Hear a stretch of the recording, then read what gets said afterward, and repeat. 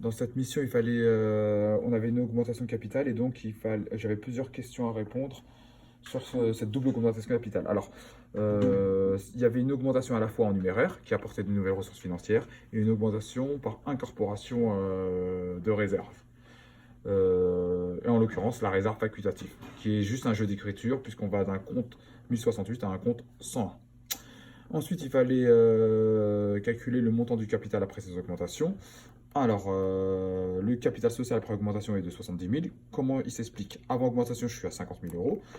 Après, il y a eu une augmentation en numéraire de 10 000 euros de valeur nominale, une incorporation de réserve de 10 000 euros, 50 000 plus 10 000 plus 10 000, ça nous fait 70 000. On nous demandait le nombre de parts sociales avant et après. Donc avant 50 000 divisé par 100, ça fait 500 parts sociales. Après 70 000 euros de capital divisé par 100, ça nous fait 700 euros. 700 parts, pas 700 euros, pardon, 700 parts sociales. Quatrième question. Alors, dans la quatrième question, on nous demandait la valeur de la prime d'émission unitaire. Alors, pour rappel, le prix d'émission qui nous était donné était de 125 euros. Ce prix d'émission se divise en deux, entre la valeur nominale et la prime d'émission. La valeur nominale étant de 100 euros, la prime d'émission est de 25 euros. Et donc là, pour vérification, on a bien 125. Donc la prime d'émission unitaire est de 25 euros. Et en global, sachant qu'il y a 100 actions en numéraire, 25 fois 100, ça nous fait 2500 euros. Pour rappel, la prime d'émission doit être libérée intégralement lors d'une augmentation de capital, tandis que la valeur nominale, elle peut, lors d'une augmentation, elle n'est pas obligée d'être libérée intégralement. On peut juste libérer un quart de cette valeur nominale. Question suivante, on me demandait les sommes perçues par la société lors de l'augmentation. Donc, lors de l'augmentation, alors, il y a eu 125 actions numéraires fois 100, ça nous fait 12 500 euros. Voilà, avant l'imputation de la prime d'émission, parce que lorsque la prime d'émission va être imputée, on va diminuer cette somme de 1500, puisque il y a 1500 qui sont imputés sur la prime d'émission.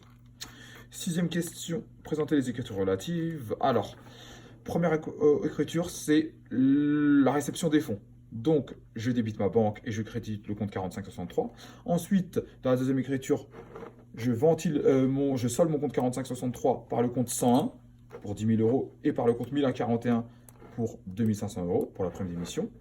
Ensuite, je passe à mon incorporation de réserve. Donc, comme on peut le voir dans mon incorporation de réserve, il n'y a pas de, il n'y a pas de, il n'y a pas de flux financier puisque on va du compte 1068 au compte 101. Et enfin, ma dernière écriture, c'était les frais d'augmentation qui étaient imputés sur la prime d'émission. Donc, je paye à l'aide de ma banque et je paye 1500 euros de prime d'émission. Je n'ai pas mis de TVA parce que le sujet ne disait pas si c'était hors taxe ou TTC. Ensuite, question suivante. Présenter l'extrait des capitaux propres. Donc, mon extrait des capitaux propres, il est où, il est où, il est où, il est où? Ah, je l'ai mis là. Donc, mon capital avant il était de 50 000, donc maintenant il est à 70 000 en valeur nominale. Et ma prime d'émission, elle est de 1000 euros. Pourquoi? Elle devait être de 2500 euros. Il y a eu 1500 qui ont été imputés dessus. 2500 moins 1500, ça nous fait bien 1000 euros. Enfin, la réserve, j'ai mis un point d'interrogation parce que nous n'avions pas la réserve avant. Donc, je ne pouvais pas connaître la réserve après l'augmentation de capital. Dernière question, un petit compte rendu aux dirigeants. Donc, dans mon compte rendu, j'aurais dit qu'il y avait une double augmentation de capital. Donc, une augmentation qui nous apporte des nouvelles ressources financières, en l'occurrence l'augmentation en numéraire, et une augmentation qui n'apporte pas de nouvelles ressources financières, puisque c'est par incorporation de réserve. Par contre, elle améliore l'image. Alors, en fait, c'est plus vis-à-vis des tiers. Ça gonfle artificiellement le capital de l'entreprise. Et donc, pour certains tiers, ils seront plus en confiance quand ils vont travailler avec nous. Voilà.